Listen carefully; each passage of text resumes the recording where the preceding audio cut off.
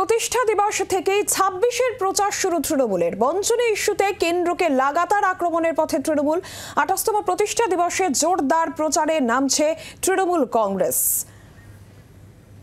প্রবীর চক্রবর্তী আমাদের প্রতিনিধি রয়েছেন আমাদের সঙ্গে। প্রবীর, অর্থাৎ ২৮তম প্রতিষ্ঠা দিবস থেকেই ২৬-এর ভোটের দামামা বাজিয়ে দিল তৃণমূল কংগ্রেস।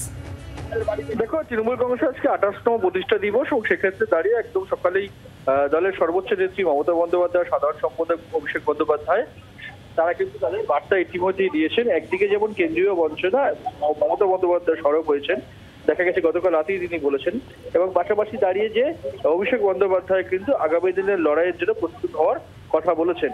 স্বাভাবিকভাবেই ২০২৬ নির্বাচন রয়েছে এ রাজ্যে, আগামী বছর ২০০০ বিধানসভা নির্বাচন রয়েছে।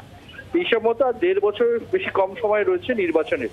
সেক্ষেত্রে দাঁড়িয়ে ২০২৫ থেকেই কার্যত সংগঠনকে শক্তিশালী করে রাস্তায় নামানোর কথা বলছে তৃণমূল কংগ্রেস। এবং অন্যদিকে আমরা দেখেছি যে অন্যান্য রাজ্য সম্পাদক সুব্রত বক্সী, রাজ্য সভাপতি সুব্রত বক্সী, কুণাল ঘোষ সহ সবাই কিন্তু ঐক্যবদ্ধ লড়াইয়ের কথা বলছে।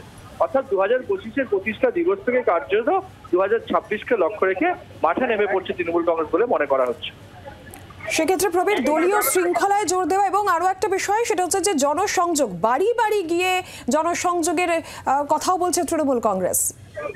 দেখো, তৃণমূল কংগ্রেসের নেতা নেত্রীদের একটা দাবি যে তাদের মূল ইউএসপি হচ্ছে জনসংযোগ। সারা বছর মানুষের সঙ্গে তারা থাকেন, বিভিন্ন সামাজিক অনুষ্ঠান থেকে শুরু করে বিভিন্ন প্রয়োজনীয়।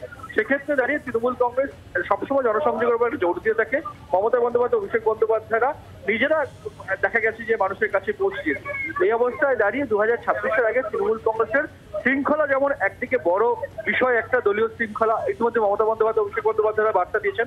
পাশাপাশি দাঁড়িয়ে জনসংযোগের ওপর কিন্তু আগামী দিনে আরো জোর দিতে চলেছে তৃণমূল কংগ্রেস বলে জানা যাচ্ছে।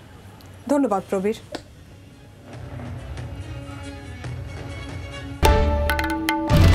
বাংলার আওয়াজ, বাঙালির আবেগ, জি ২৪ ঘন্টা।